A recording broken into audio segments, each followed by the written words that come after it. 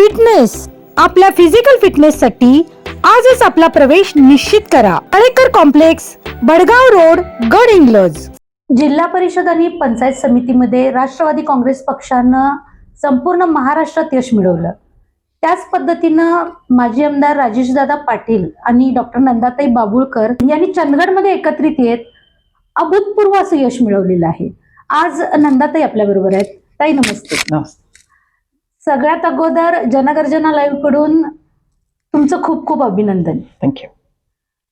ताई, स्वर्गीय बाबासाहेब कुपेकर असताना त्यांनी 10 पंचायत समिती आणि 5 जिल्हा परिषदा या सगळ्यांमध्ये यश मिळवून संपूर्ण गडहिंग्लज आपल्या ताब्यात घेतलेलं होतं.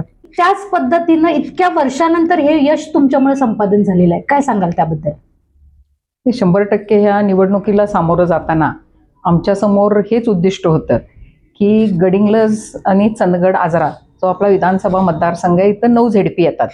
तर ह्या 9च्या 9 झेडपी जिंकायच्या, सर्व पंचायत समिती जिंकायच्या. त्याला 2 कारणं होतं.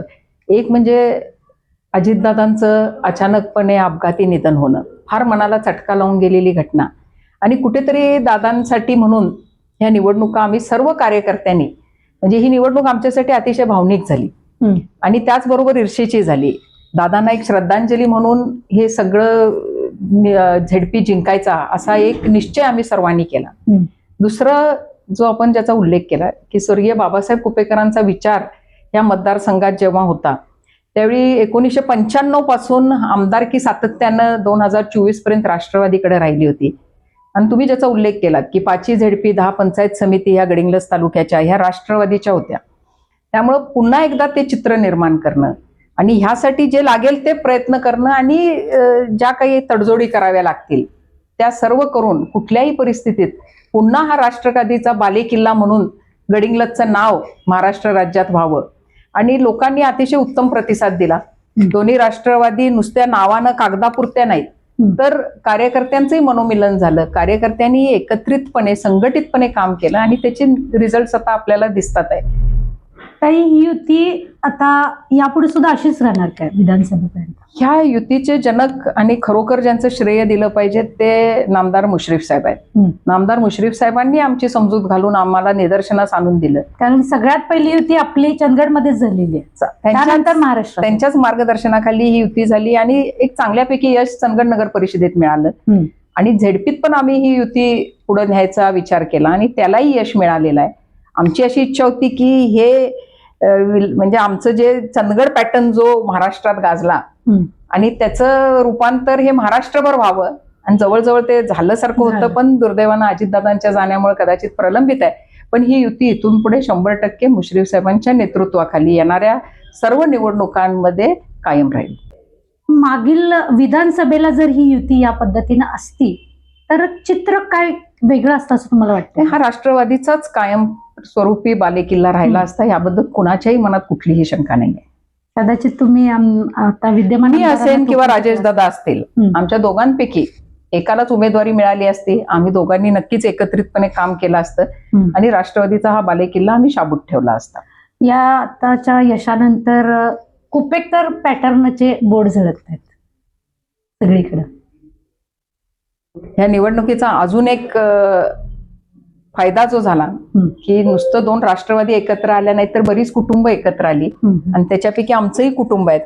14 वर्षाच्या संघर्षानंतर माझे बंधू संग्रामसिंग आणि आम्ही दोघांनी निर्णय घेतला की आता आपण एकत्रितपणे इथून पुढे काम केलं पाहिजे. आणि त्याच्यासाठी जोशी साहेब असतील किंवा जयसिंगराव चव्हाण अशा लोकांनी आणि मुश्रीफ साहेबांनी प्रामुख्यानं भूमिका घेतली. आणि आम्ही आमच्यातले मतभेद जे काही वैचारिक असतील, काय वैयक्तिक कसला संघर्ष नव्हता पण एक वैचारिक संघर्ष होता, तो आम्ही मागे ठेवला आणि त्याचेही चांगले रिझल्ट्स जनतेने अतिशय उत्तम प्रतिसाद दिला. तिथं संग्रामसिंग कुपेकरांना दिला. महागाव भडगावमध्ये प्रकाश चव्हाण साहेब आणि अमर चव्हाण एकत्र आले. त्यांचंही बऱ्याच वर्षांचं फॅमिलीमधला एक वाद होता, तोही त्यांनी मिटवला. त्याचेही रिझल्ट्स आपल्याला दिसलेले आहेत. असे एकीचं बळ सगळीकडे, एकीचं बळ हे सगळीकडेच दिसलेलं आहे. 14 वर्षानंतर बहीण भाऊ एकत्र आल्याचा हा फायदा काय वाटतं तुम्हाला? नक्कीच. 2005 मध्ये मला वाटते संग्रामसिंग निवडणूक जिंकले होते आणि आज 2026 मध्ये 21 वर्षानंतर गुलाल पडला संग्रामदादांच्यावर, ही अतिशय आनंदाची बाब आहे.